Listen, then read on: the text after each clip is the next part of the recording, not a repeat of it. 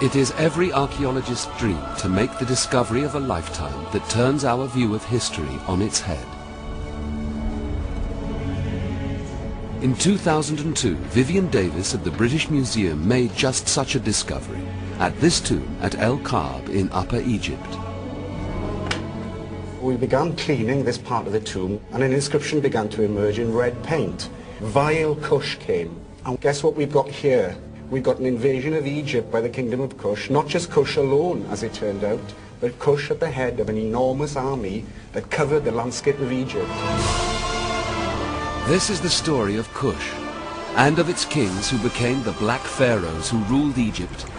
It is the story of a black African civilization that flourished for 3,000 years. Of the Nile's ancient superpowers, Kush and Egypt, who were first friends, then rivals, then enemies. It's a story that international teams of archaeologists are still uncovering in northern Sudan, the heartland of the Kingdom of Kush. What I do for my work, it's what I do in my holidays, so yeah, I mean, this is the ultimate for me. And there's always a possibility of making an entirely new discovery. We found in this pit 7 marvelous statues of kings. Exciting, surely. I didn't sleep for 2 days. We're rewriting the ancient history of this country on a yearly basis. Now at last the archaeologists and their treasure trove of finds can reveal the full glories of a lost empire and the story of the Black Pharaohs history forgot.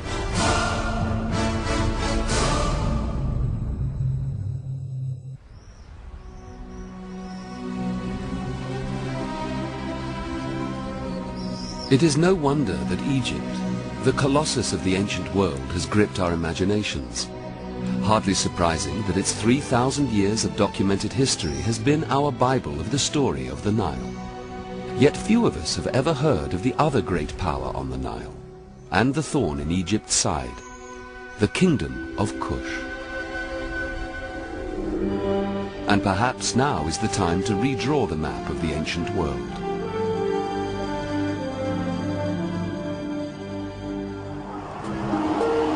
Modern-day Kerma is like any other Sudanese town along the Nile. But 4,500 years ago, Kerma was the birthplace of Africa's first black superpower and the capital of the kings of Kush. Kerma is the beginning of our quest across distance and time to find out where the people of Kush came from and just how far their journey took them. It was the Nile that gave life to Egypt, and it was the Nile that created Kush.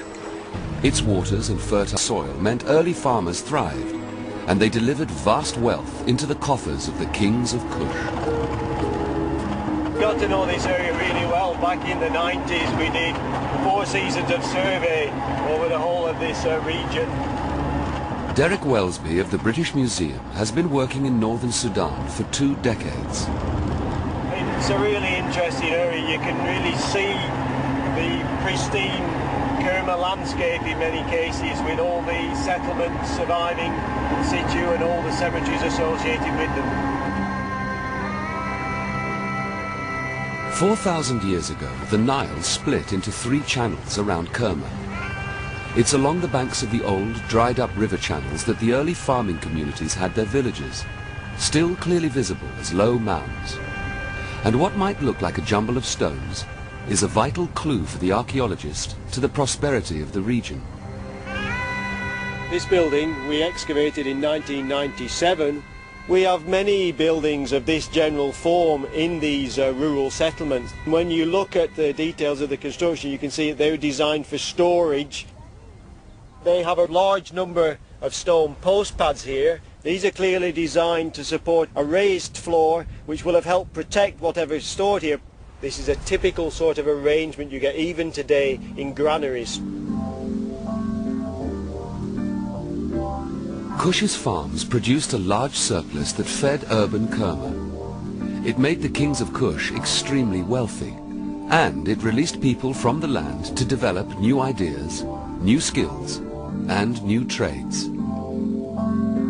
It would support a large number of builders, artisans, craftsmen, the royal household itself, a complex administration, and last but not least the army, the thing that actually projected the power and might of Kush and allowed it to invade Egypt. But before they became enemies, Kush and Egypt were trading partners. In ancient times, the Nile was the superhighway, north and south, and to it, and along it, flowed trade controlled by the kings of Kush at Kerma.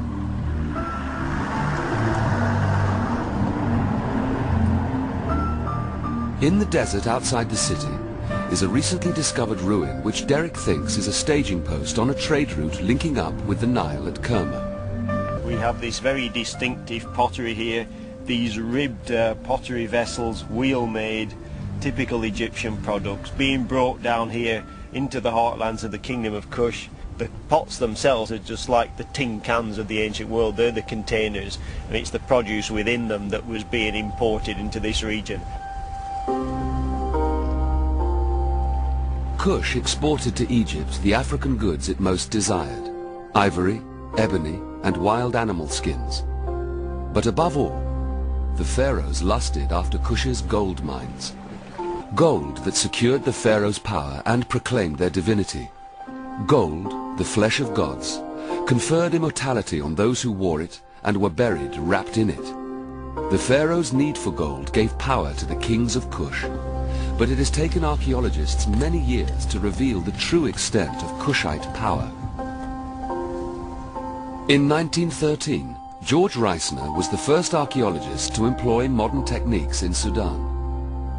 He was an Egyptologist and could only see Sudan through Egypt's eyes.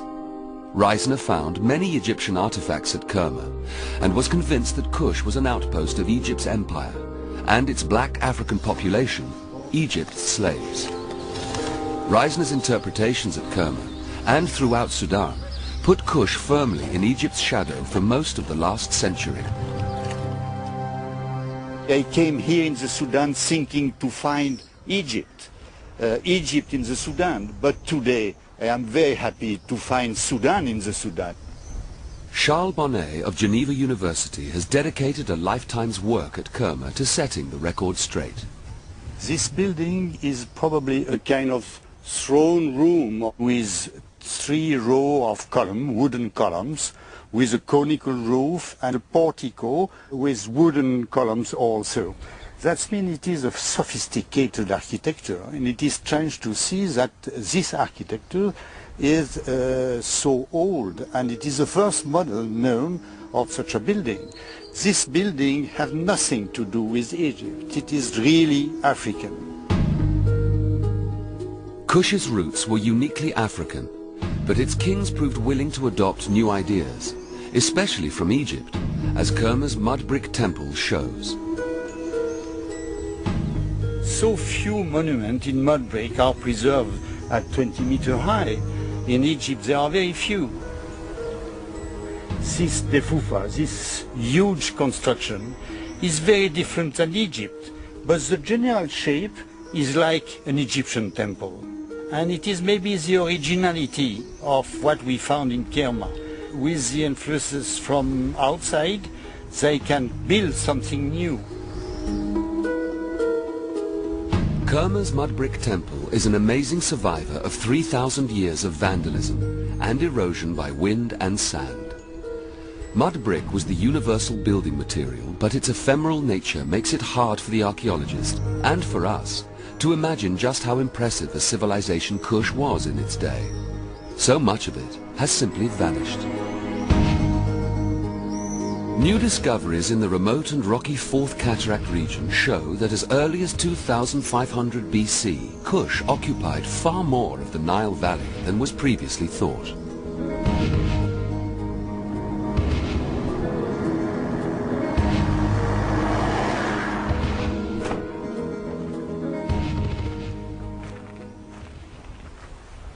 This is a site that we certainly didn't expect to find in this area. This is a small cemetery of 19 graves dating to about 2500 BC to 2050 BC. Prior to this discovery, it was thought that the furthest upstream the first kingdom of Kush extended was about 70 kilometers from this point. But now we know that Even at a very early stage, the boundaries of the Kingdom of Kush were much more extensive than hitherto thought.